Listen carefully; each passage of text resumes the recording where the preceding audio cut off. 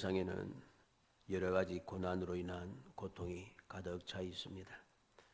그 누구도 이 고난을 피할 수는 없는 거죠.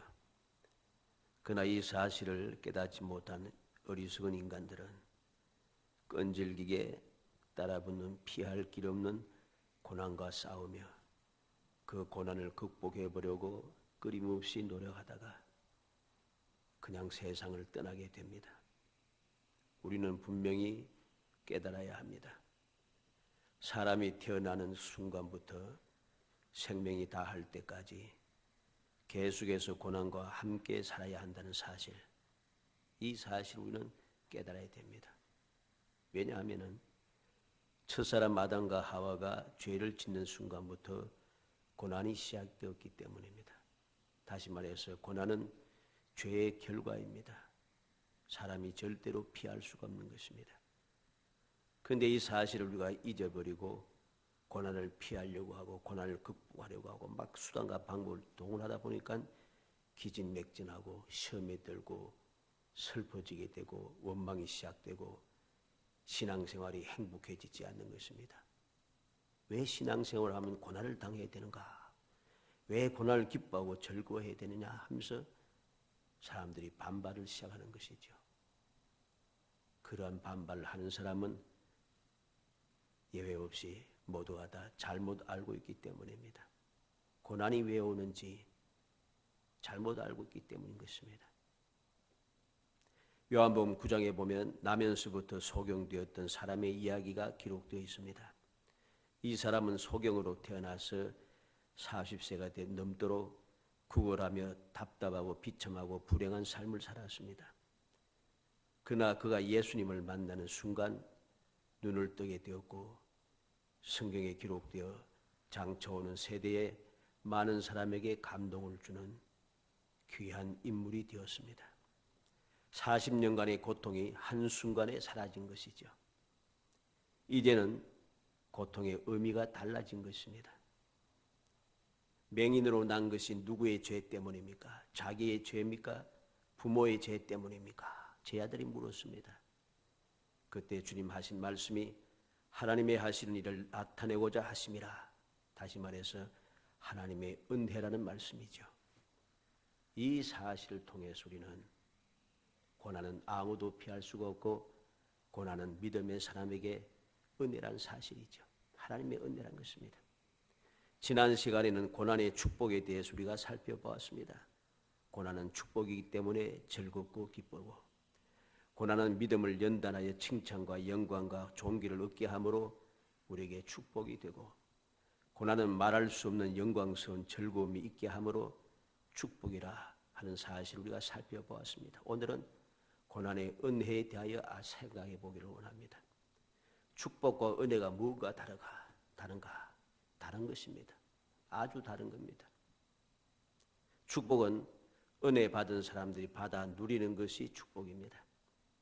은혜는 자격 없는 사람이 사랑을 받는 것을 은혜라고 합니다. 전혀 다른 것이죠. 우리는 고난의 은혜가 왜 고난의 은혜가 되는지 그 이유를 분명하게 깨달아야 됩니다. 그래야지 고난을 싫어하고 피하려고 하고 이기려고 하고 그렇게 발버둥 치면서 기진맥진하지 아니하고 우리의 힘을 그대로 유지하면서 오히려 기뻐하고 즐거워하며 약속된 복을 누리는 은혜로운 삶을 살 수 있게 된다는 사실을 알아야 하는 것입니다. 고난은 은혜다. 이 절대적인 전제를 믿음으로 세우고 우리가 신앙생활을 시작해야 하는 것입니다. 그러지 않으면 은혜가 감사하지 않아요. 예수님께서도 내 이름 때문에 고난을 받는 것은 기뻐하고 즐거워라 했지 않습니까? 왜 그렇게 됐어요? 너에게 복이 된다는 것입니다. 그래서 제자들이 주님의 약속하신 말씀대로 이름에 합당하게 고난받는 자로 인정받았음이 즐거워서 기뻐서 즐거워했다고 합니다. 고난을 즐거워한 이유가 우리의 생각과는 전혀 다릅니다. 하나님의 은혜를 알기 때문에 고난이 감사하다는 것이죠. 어떤 고난이 은혜인가? 오늘 말씀을 통해서 세 가지를 살펴봅니다. 첫째로 당연한 고난도 은혜입니다. 20절 상반절에 보니까 죄가 있어 매를 맞고 참으면 무슨 칭찬이 있으리요 그랬습니다. 죄가 있어 하는 말과 매를 맞고 하는 이 헬라 말은 똑같이 문법적으로 얘기해서 현재 분사형으로 사용되었습니다. 현재 분사형이라는 말은 계속해서 행한다는 뜻입니다. 그래서 죄가 있어 하는 말은 계속해서 죄를 짓는다는 말이고, 매를 맞고 하는 말은 계속해서 매를 맞고 있다는 뜻입니다. 왜 그런가? 죄를 짓고 계속해서 죄를 짓고 그 죄 때문에 계속해서 벌을 받고 있다. 이러한 고난의 생활은 아무런 가치가 없습니다. 이것은 억울할 것이 전혀 없고 당연한 것입니다. 당연한 고난인 것이죠. 주님의 은혜를 입지 못한 사람들에게는 이 당연한 고난은 그냥말로 당연하기 때문에 어디에 호소할 데도 없어요. 그런데 믿음의 사람에게는 아닙니다. 당연한 고난이라 할지라도 믿음의 사람들에게는, 하나님의 사랑을 입고 선택받은 믿음의 사람들에게는 당연한 고난도 은혜가 된다는 것입니다. 그래서 주님의 택함을 받은 사람은 복이 있는 사람이라고 말하는 것입니다. 왜냐하면 이 고난이 저주가 아니라 징계에 해당하기 때문입니다. 징계와 저주는 전혀 다릅니다. 예수 안에서 받는 고난은 저주가 아니라 징계와 축복입니다. 히브리서 12장 8절에 징계는 다 받는 것이거늘 너에게 없으면 사생자의 친아들이 아니니라. 잘못했을 때 징계가 없는 것은 버려진 자식이라는 것입니다. 사랑하는 자녀들에게만 당연히 잘못할 때 말씀으로 징계를 합니다. 말씀으로 타이른다는 것이죠. 계속해서 잘못하면은, 계속해서 깨닫지 못하고 계속해서 잘못하면은, 그리고 그 죄에서 돌이키지 않으면은 그때는 징계할 수밖에 없습니다. 당연한 것이죠. 징계를 하는 것은. 우리는 이 징계를 받을 때 주님의 뜻을 깨닫고 고치고 변하고 새로워지고 복을 받아 누리는 그러한 자리로 돌아와야 합니다. 그렇게 되면 그것이 당연한 고난도 은혜가 된다는 것입니다. 이게 축복인 것입니다. 당연한 고난인데, 내가 받을 고난을 당연하게 받은 고난인데, 내가 잘못해서 받는 고난인데도 그것이 하나님의 은혜가 된다는 것.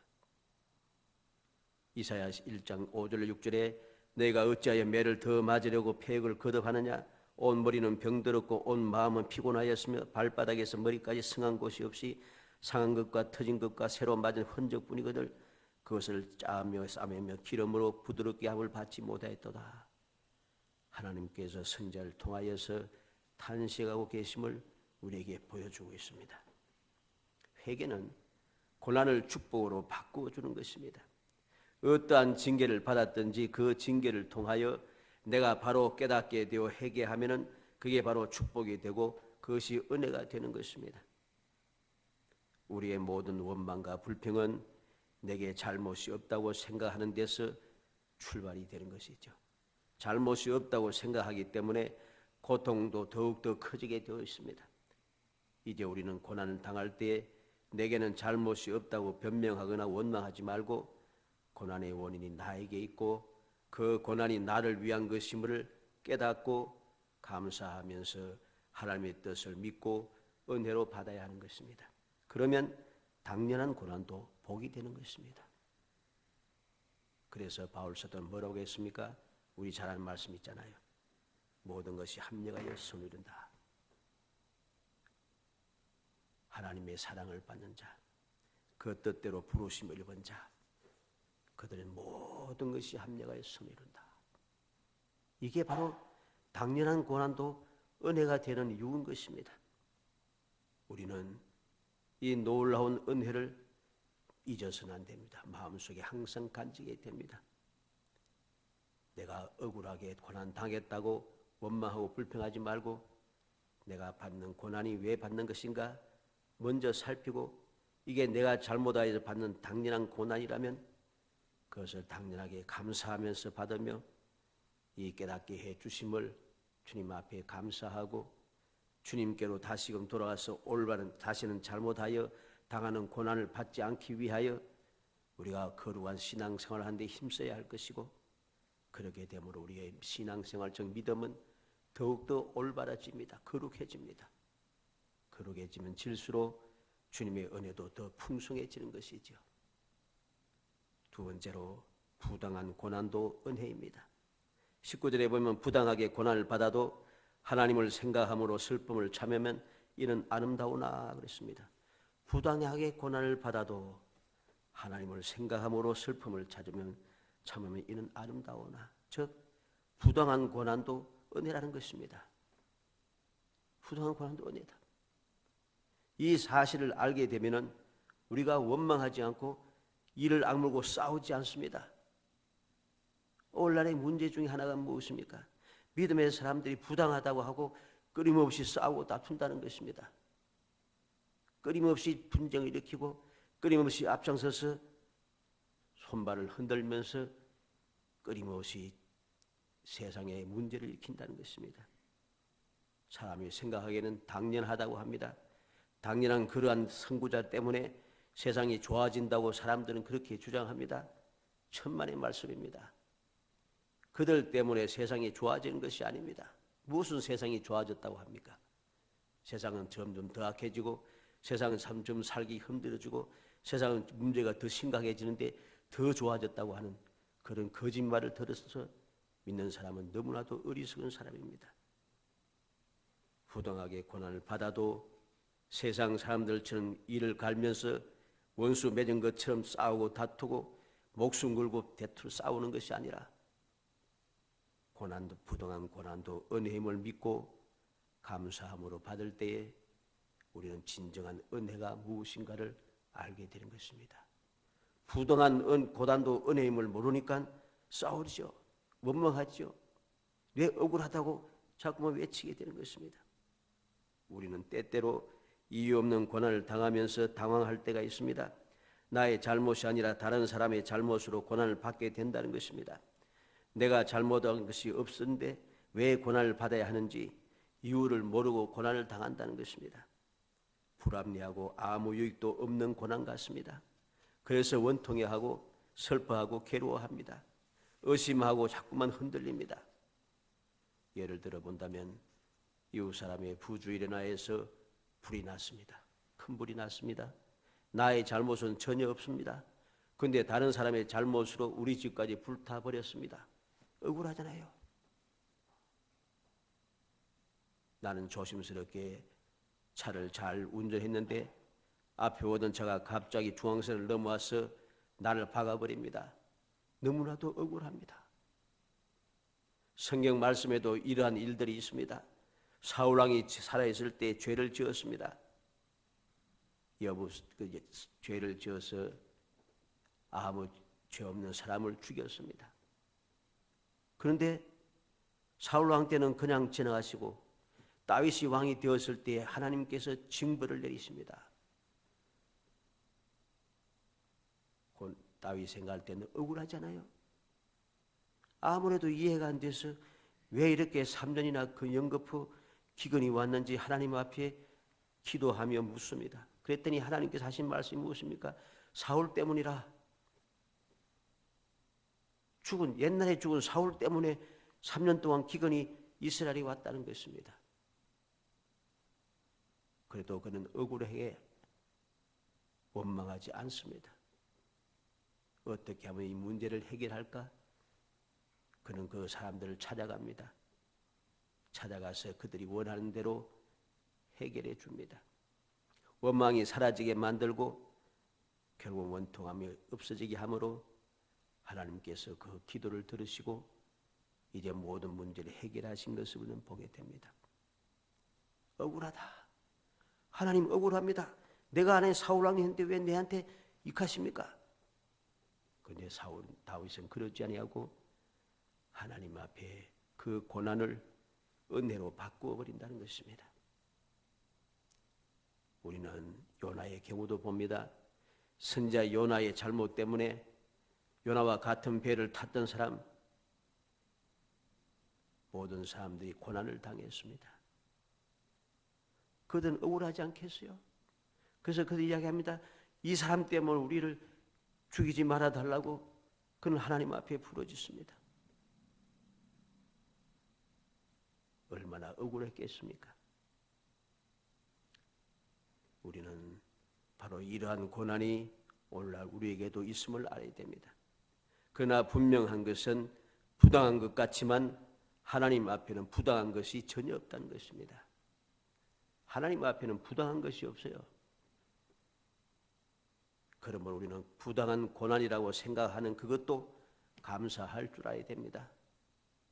그러면 그것이 내게 큰 은혜가 되는 것입니다.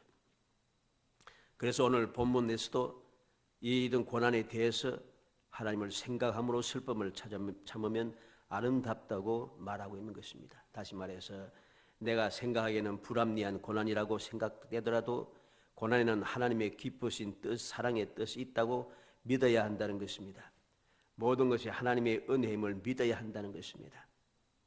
만일 이 고난을 부당하게 생각하여 상대방을 미워하게 되고 하나님께 대하여 원망을 시작하게 되면 그건 결국은 죄를 짓게 되고 믿음에서 떠나버리는 어리석은 결과를 가져오게 되기 때문입니다. 하나님을 생각함으로 이 고난을 참고 견디면 감사할 때가 반드시 오는 것이죠. 이것이 아름다운 것이며 은혜인 것입니다. 그래서 믿음의 사람들은 부당한 고난도 감사할 줄 아는 것입니다. 부당한 고난도 감사할 줄 알아요. 원망하지 않고 감사하다는 것입니다. 왜? 하나님의 은혜니까. 한번 생각해 보세요. 다윗이 은혜로 생각하지 아니하고 억울하다고 생각했으면 은혜를 누릴 수가 없어요. 하나님께서 사울왕에게 아무리 징계해봐야 사울왕은 듣도 않습니다. 깨닫지도 못합니다. 깨닫지도 못하는 사람들에게 징계를 계속 내려봐야 누가 고통당하겠습니까? 백성들이 고통당하는 것이죠. 그래서 하나님께서는 사울왕 때 사울이 잘못했을 때에 징계하지 않으시고 다윗이 왕이 되었을 때에 모든 것이 평안할 때에 하나님께서 징계를 내리셔서 그 부당한 고난이 왜 왔는지 알게 하시고 그 원인을 없이 하게 하는 것입니다. 부당한 고난이 생긴 원인을 제거하지 않으면 평생을 가봐야 일이 해결되지 않아요. 그렇잖아요. 이스라엘 백성들이 광야에서 여호와의 이름으로 맹세하였는데 그 맹세를 어기고 사울 왕이 이 사람들을 죽였다는 것이 기브온 사람들을 죽였습니다. 죄 없는 사람을. 이 억울함을 이들이 어디에서 풀겠습니까? 풀 데가 없으니 하나님께 호소하는 것입니다. 하나님께 호소하는 이 호소는 문제가 해결되지 않으면 계속해서 이어질 수밖에 없고 계속해서 이어지는 이 호소는 하나님의 재앙으로 이 백성들에게 계속해서 임할 수밖에 없는 것입니다. 그래서 부당한 고난도 은혜라고 하는 것입니다. 다른 사람이 깨닫지 못할 것이니까 나에게 이 부당한 고난을 받게 하셨다. 하나님께서 나를 인정해 주셨다는 것이죠. 쉽게 말하면 저 사람은 아무리 징계해도 깨닫지 못하고 잘못을 회개하지 않고 이 문제가 도무지 해결되어지지 않고 이 징계할 문제, 이 저주의 문제가 계속될 것 같으니까 이 문제를 해결하기 위해서 주님의 말씀을 깨닫고 그 말씀을 받아들일 믿음의 사람에게 징계를 내리신다는 것이죠. 다윗은 그 자격이 있었습니다. 그래서 다윗은 감사한 것이죠. 은혜인 것입니다. 우리도 바로 이러한 믿음을 가져야 됩니다. 부당한 고난이 내게 임했을 때 왜 부당하게 내가 고난을 당하는가 하지 말고 이게 하나님께서 나를 사랑하시고 나의 믿음을 인정해 주시는 것이구나 하는 사실을 굳게 믿고 감사할 줄 아는 사람, 그 사람이 영원히 복받을 사람입니다. 대를 이어가면서 복을 받아 누릴 사람입니다. 하나님께서 잊지 아니하시고 그 사람을 생각하여 후손들의 잘못을 용서하시며 참으시는 것이 됩니다. 다윗이 바로 그러한 사람이었죠. 마지막 세 번째로 선을 행함으로 받는 고난도 은혜입니다. 당연한 이야기죠.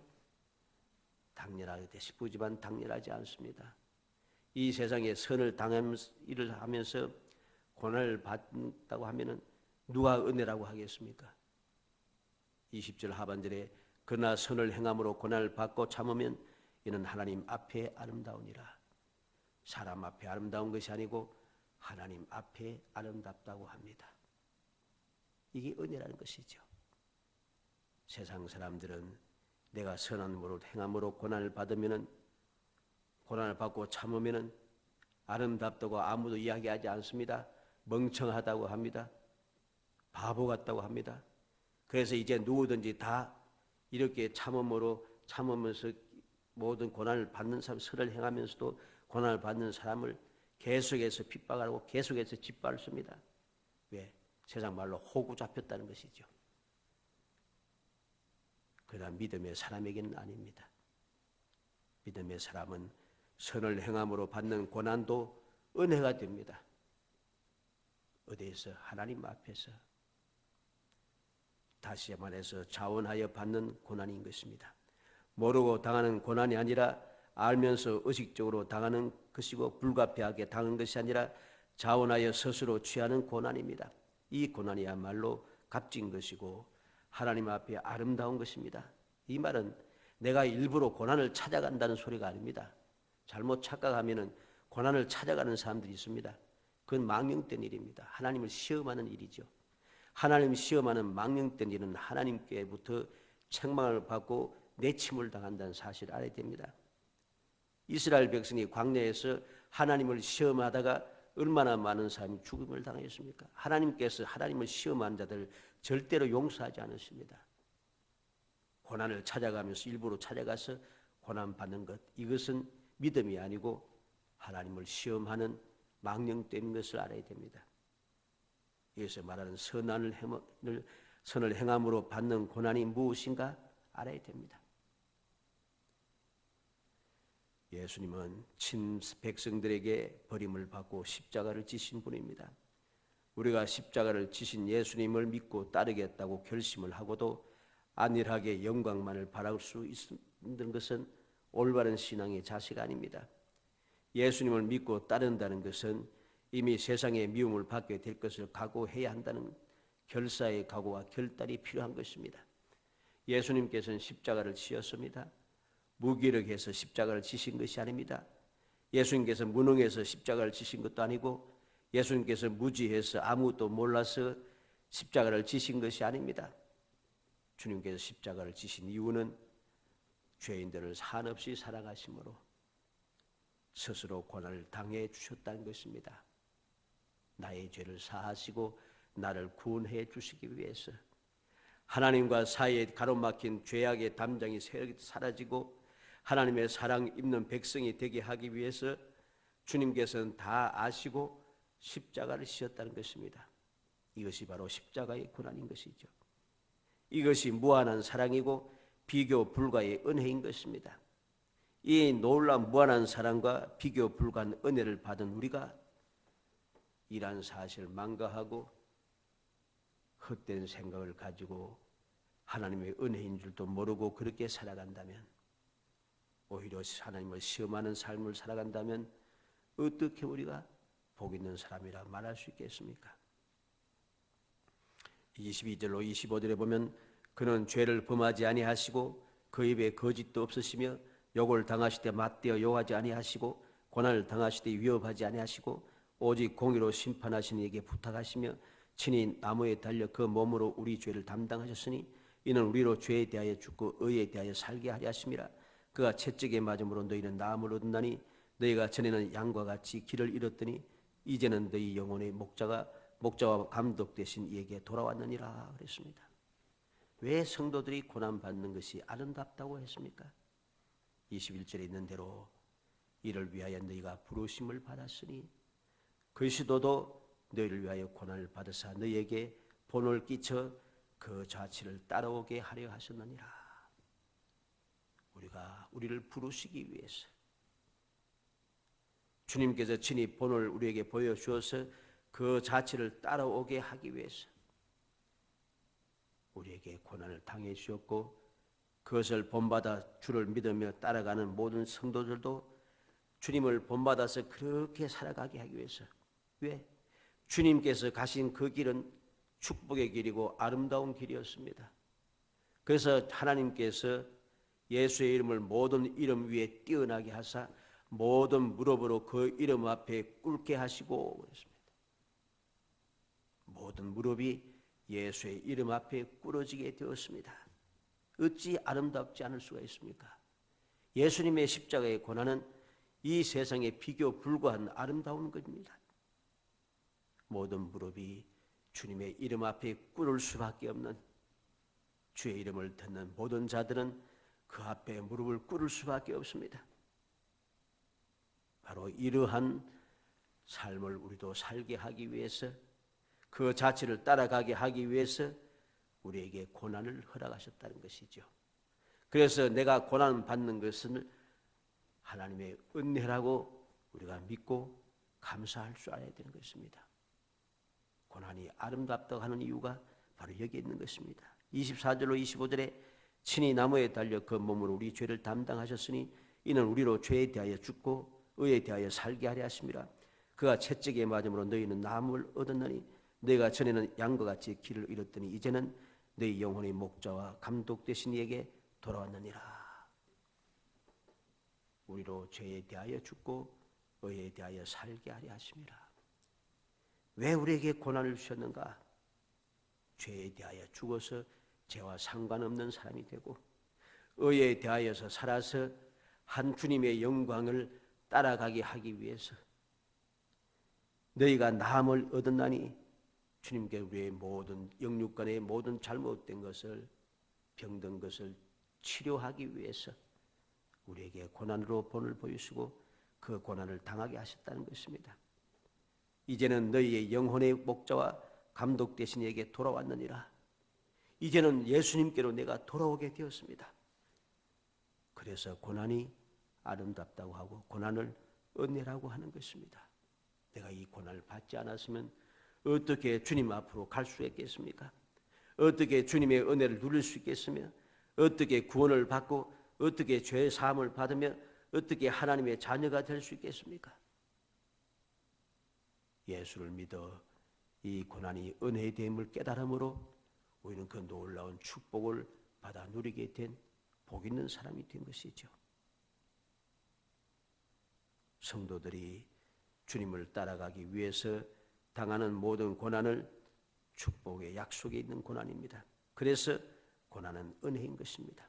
모든 고난, 내가 잘못으로 인한 고난도 은혜고, 내가 부당하게 받는 고난도 은혜고, 선을 위해 받는 고난도 은혜입니다. 이 사실을 깨닫고 믿음으로 감사할 때에 우리의 삶은 달라지는 것입니다. 고난이 은혜임을 알게 되니 고난이 즐겁고 감사하게 되고, 그것이 바로 고난이 내게 축복이 되는 것을 내가 체험하게 되는 것이죠. 이러보건대 성도들이 받는 모든 고난은 다 은혜입니다. 이 얼마나 놀라운 축복입니까? 우리는 이 은혜를 모르고 주님을 원망하고 의심하고 대적하며 반역하고 있지는 않는지 지금 내 생각, 내 마음, 우리의 위치, 우리의 삶, 우리의 모습을 살펴야 합니다. 은혜를 아는 사람은 어떻게 살아가고 있는가? 내가 지금 살아가고 있는 이 모습이 은혜를 모르고 있는 삶의 모습이 아닌가? 깊이 살펴야 하는 것입니다. 간절히 바라기는 이제부터 어떤 종류의 고난을 당하든지 싫어하여 피하거나 원망하거나 하지 않고 믿음으로 감사히 받음으로 모든 것이 복되게 하는 은혜로운 삶을 사는 정말 행복한 성도가 되기를 주의 이름으로 축복합니다. 믿음의 사람에게는 모든 고난이 다 은혜입니다. 내가 죄를 지음으로 받는 당연한 고난도 은혜입니다. 깨닫게 될 수 있고 회개할 수 있게 되니까. 내가 부당하게 받는 고난도 은혜입니다. 내가 선을 행함으로 받는 고난도 은혜입니다. 한마디로 해서 모든 것이 다 은혜입니다. 내가 세상을 살아가면서 믿음의 삶을 살면서 당하는 모든 것이 다 은혜라는 것입니다. 이 사실을 깨닫고 믿을 때에 우리의 삶은 복되게 되고 우리의 삶은 기적의 삶이 되는 것입니다. 우리 모든 성도들이 바로 고난의 은혜를 마음에 새기고 고난이 왜 은혜가 되는지 마음에 깊이 새겨서 이 은혜를 감사함으로 열심히 이 신앙의 생활을 이어감으로 약속된 복을 누리고 기적을 체험하는 행복한 성도가 되기를 주 이름으로 축복합니다. 은혜 감사합니다. 사랑하여 주셔서 택하여 주시고 택한 저희들로 하여금 모든 것이 은혜가 됨을 알게 하시고 그 놀라운 은혜를 누리게 하시며 복이 되게 하시고 행복하게 하시며 세상을 넉넉하게 이겨내게 하시고 무엇보다도 항상 하나님의 복된 자녀의 삶을 살게 해주심을 감사하고 감사합니다. 주여 믿음을 주옵소서, 지혜를 더하여 주옵소서, 능력을 더하여 주옵소서, 모든 것 감사하게 하여 주옵소서. 그래서 주님의 은혜를 끊임없이 누리며 그 놀라운 축복을 한없이 받으며 영원히 그 복을 이어받는 행복한 성도가 될 수 있도록 은총을 베풀어 주옵소서. 예수님의 이름으로 기도합니다. 아멘.